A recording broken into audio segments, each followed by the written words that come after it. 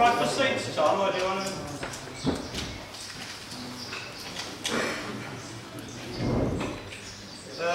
Good morning, ladies and gentlemen. As Chairman of the Waxbill Society, I'd just like to warmly welcome you all here this morning. As you know, our hobby has had, well, more than a few setbacks recently, and it really is very gratifying to see the number of people who are prepared to make the effort, come here and learn about breeding waxbills from a man who is an acknowledged expert. The Waxbill Society is determined to do everything it can to establish waxbills now that the import ban has been imposed, and with your help we know we can do it. We're really in the same position as the AFS was in the 1960s when the Australians banned the export of their flora and fauna. And look what the AFS did. Surely we can do the same, perhaps even better. And with Paul's help, reading the number of waxbills he does in a year, I'm sure we can do it. We may lose one or two species, but I think we're going to keep a lot. We need a strong society. So, if any of you are not members, may I ask you to consider joining at the stand over here, perhaps during the lunch break. If anybody wants to work for the society, we'd be more than pleased to have you. We need people who can do branch meetings in other parts of the country than the northwest, or the north of England, where we're very strong, but the rest of England we have no branches. And with those we've got something to hang our hat on, somewhere for people to meet, to buy and sell birds, to talk, to the crack, whatever you like to put it. Anyone wants to help in that way, I'd be very pleased to hear from you.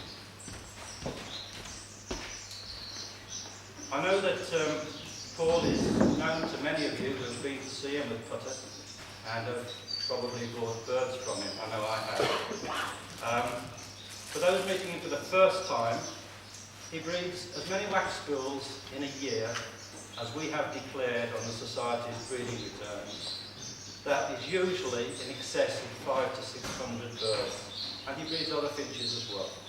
He breeds goldfinches, American goldfinches, bearded tits, yeah. It really is amazing. You have to see it to believe it. It means 500, 600, maybe more waxbills in a season. And they're not just what we regard as common, I hate that word, but the waxbills that we regard easy to breed, they're not those. They're violet-ears, grenadiers, Peter's twin spots, Brown's twin spots, Venetian starfishes. The list is endless. If you want teddy birds, I would recommend you order them with him early, because the demand for these birds this year is going to be tremendous. Today Paul is going to tell us just how he does it. He's going to talk from now, I'll finish now, thank God I used to, and talk till about 12 o'clock. While he's talking, if you want to ask questions, if anything's not clear, please feel free to ask. He prefers it that way. At 12:30 we'll break for lunch. Lunch will be about 3/4 of an hour. We'll reconvene at 1:15 and Paul will talk till about 3 o'clock. He has to leave at 4 to get to Bury, but about 3, some of which will be him talking and some of which will be a general question and answer session, depending on how we get on. So, without further ado, can I introduce you to Mr. Paul Denil, who is accompanied by his wife Rita, and ask you to show your appreciation.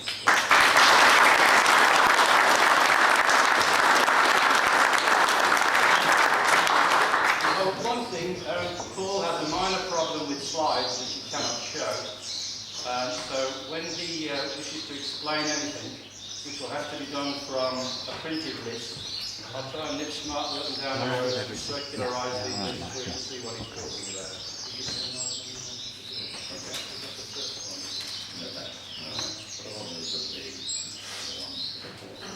That one, and then what that That's probably not. So you know already know what my name is. Sometimes I will have difficulties to express myself the proper way in English. So there are experts enough in this conference room, so I hope you will help me out there. As Mr. Mitchelson was saying, I'm breeding with approximately 50 different kinds, different species of birds, going from gold-nated bullfinches coming from the Himalaya, the Rhodospingus cruentus coming from South America, the rosy twin spot coming from the southern part of Africa, deer that is coming from the northern part of Europe, and believe it or not, I'm giving them only one kind of egg food. Understand me really, because between the two of them, there's a big difference. When we are talking in general about egg food, everybody knows what it means. But I'm talking about rearing food. It's completely different. We will see this afternoon. But don't forget, when you are breeding with birds, when you are keeping them for your pleasure, or even when you are participating in a show, there are several aspects who are very, very important for your final result, meaning having youngsters, having them in a good condition, or having golden medals on the world show, etc., etc., or keeping your birds in a good health in your areas for your pleasure only. So I'm asking you, which kind of aspects do have an influence on the final result? Well, everybody knows, of course, the aviaries, your cages, they are very important. And I would say that's the most important part of all. Because when you are putting your birds in your cages and in your aviaries, they have to be there in a way so that they can stay in a good health. Disadvantage is your old bird keepers. I can change your aviaries anymore. I can change your cages anymore. But there is one thing I want to point out, that all my young birds, whether there are waxbills or siskins, or bullfinches, when they are young birds, I take the parents with the young birds and put them in all wire cages. Means cages completely made of wire. Young birds are in it, their droppings are falling through the wire into a recipient. Below it, you can take it away, clean it easily. But the young birds can reach their own droppings. Very important. So for protozoal infections, for example, by siskins, everybody knows that for goldfinches, for example, it is a big problem.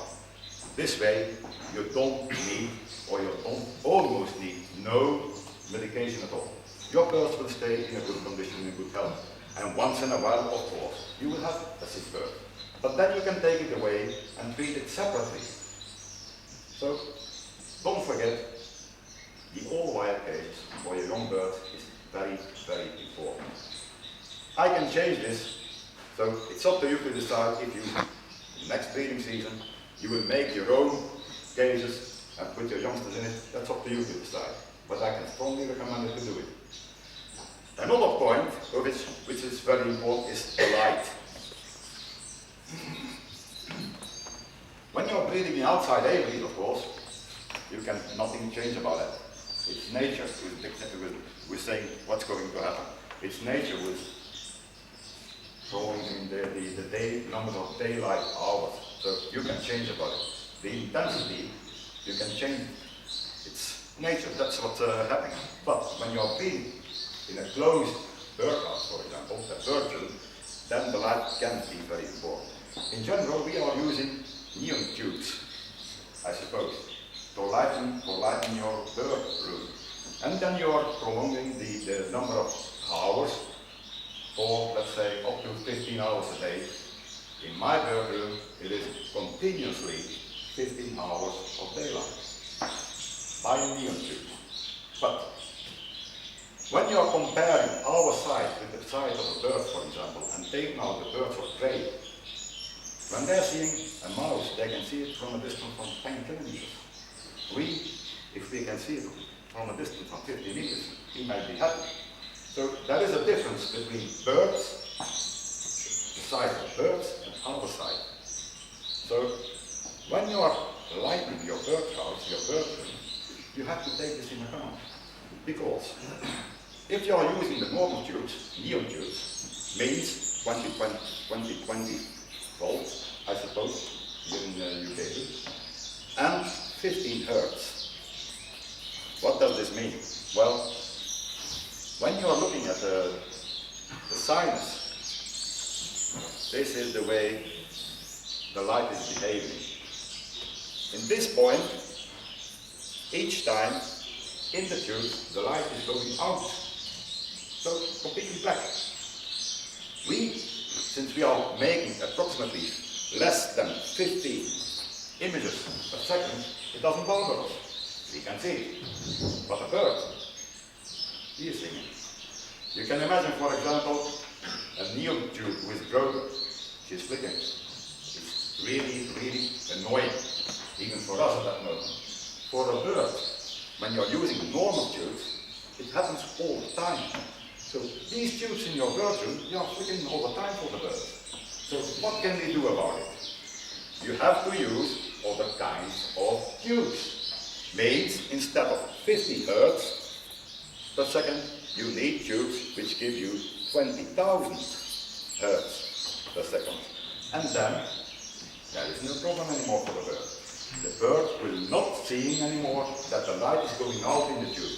I'm talking per second, of course it is very short, but it is bothering our birds in the bird room.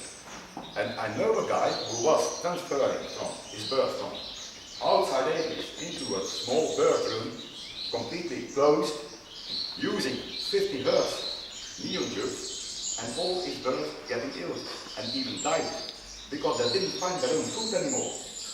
They didn't saw it anymore. They weren't used to it. They were used to the normal daylight. Means more than 50,000, 20,000 Hertz. So if you are using tubes in your bird room, use tubes from at least 20,000 Hertz. That's one thing. On the other hand, you can imagine that the normal tubes we are using, well, they are getting close to the daylight. But how can we be sure that the tubes we are using, that they are completely the same or almost the same, let's say for 95%, exactly the same as the normal daylight outside? Well, there is a guy, Mr. Kelvin, and he was measuring the normal daylight outside, it means the sunlight, and he was comparing this with the light getting out of a dark object, black for example. So he said, dark object is giving no light at all.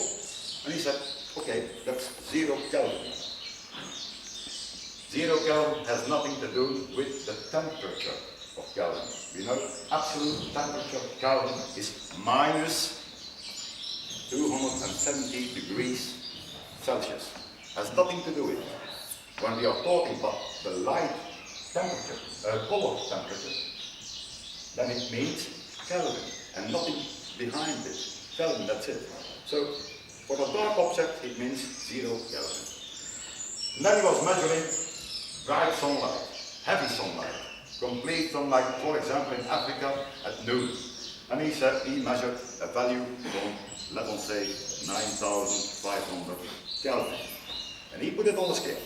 So at a certain moment he was comparing all these values and he noticed, and after a time he said, when we want light in our birdhouses, which is very close to the normal daylight, you should use neon tubes or other, any kind of light source, giving you a value between 5,500 Kelvin and 6,500 Kelvin.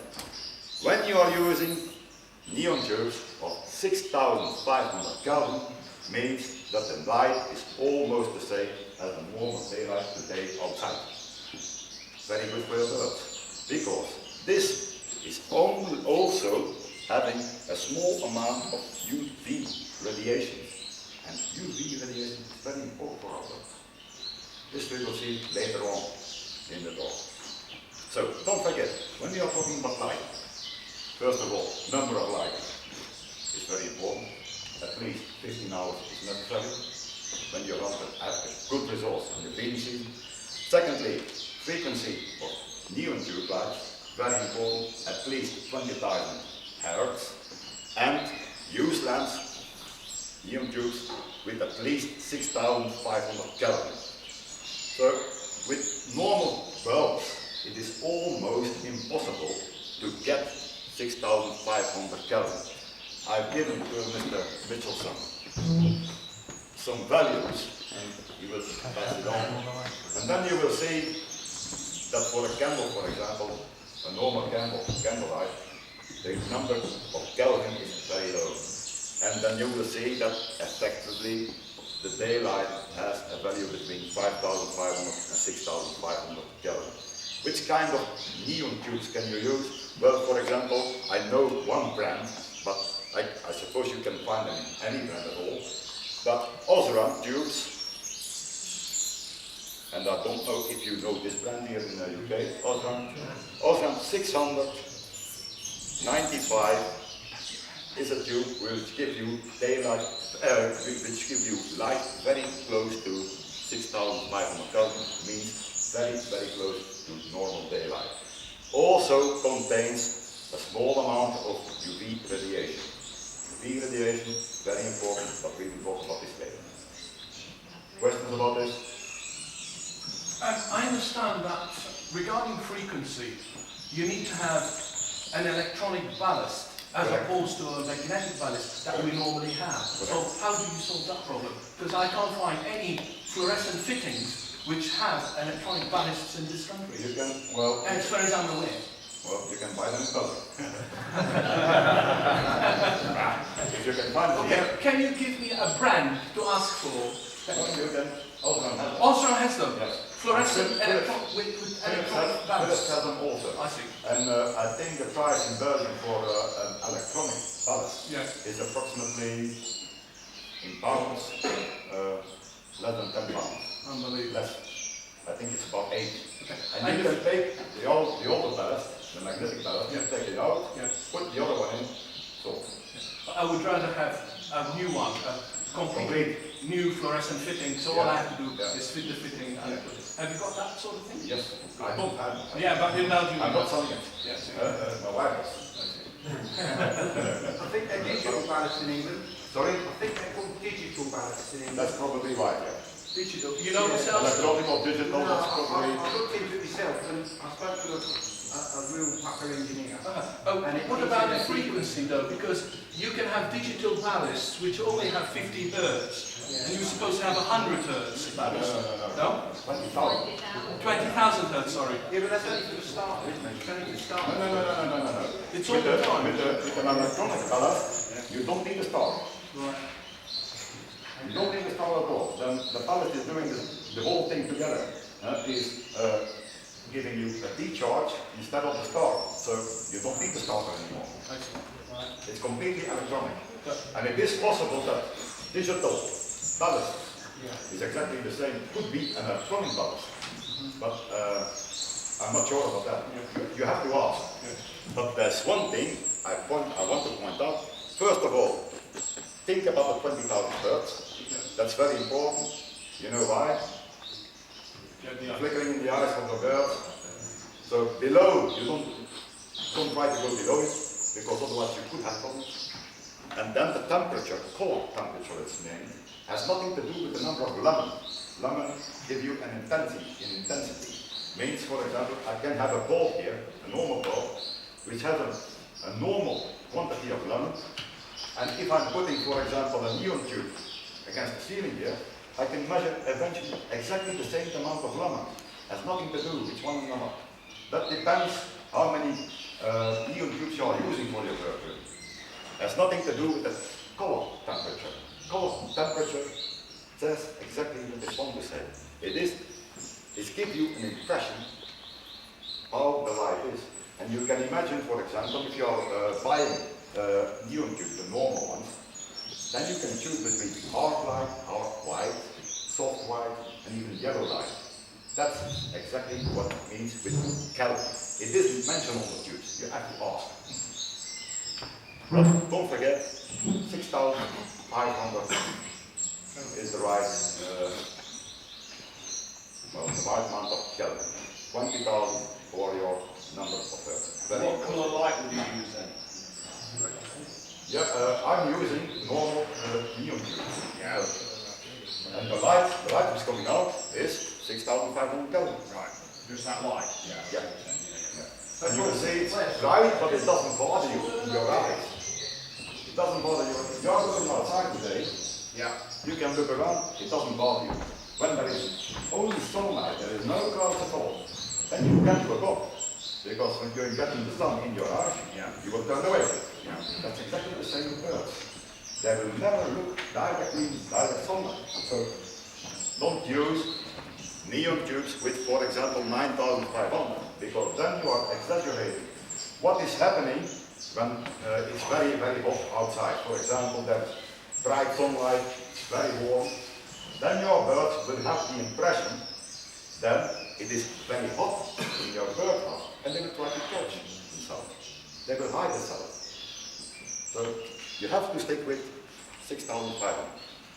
This is what we use in England. These are Arcadia. This is what you're saying over here. Yeah. But I mean, everyone's sort of vague about what the availability is. Yeah, but I have to read, I don't have any technical aspects here. Could be, I don't Can know. I just point out, even though you use an Arcadia tube, You need unless the- you've yeah, got you the need electronic magnetic ballast, Yeah.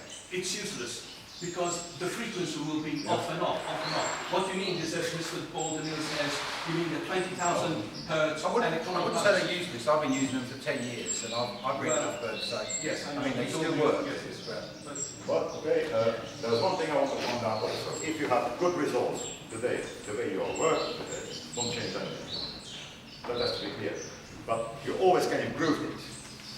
And this is one of the things I improved a few years ago. Because I've noticed that my results are getting better. I've noticed that my birds are behaving themselves more naturally. Because they're having normal daylight. And they are not bothering anymore by flickering by the neon tubes at 50 amps. It costs you, I think, approximately the same as a normal tube. Maybe a little bit more, but And what about power consumption? less. But because you don't have the sparks anymore.